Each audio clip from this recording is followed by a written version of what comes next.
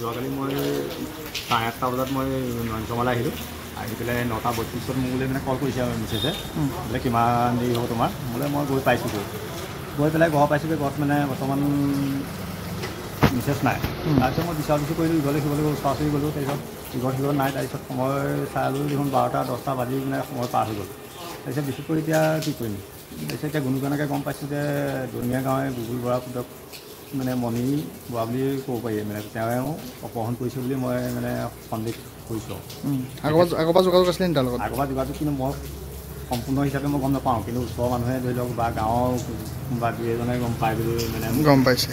আপোনাৰ সন্তান কি আছিলে? মোৰ সন্তান ছোৱালী দুজনী। সৰু সৰু কিমান বয়সৰ? এজনী ক্লাছ 7 পঢ়িছে, ক্লাছ 8 পঢ়িছে, এজনী 6th শ্ৰেণীত। অঁ, এতিয়া আপুনি বিচাৰ খোঁচা কৰি আছে? বিচাৰ খোঁচা কৰি পোৱা নাই মানে সেইজনে নিছে বুলি কনফাৰ্ম আপুনি? সেইজনী নিছে বুলি কনফাৰ্ম নাই। তেখেতেও ঘৰত বৰ্তমান নাই। অঁ, তেখেতো বিবাহিত নেকি? নহয়। নহয়।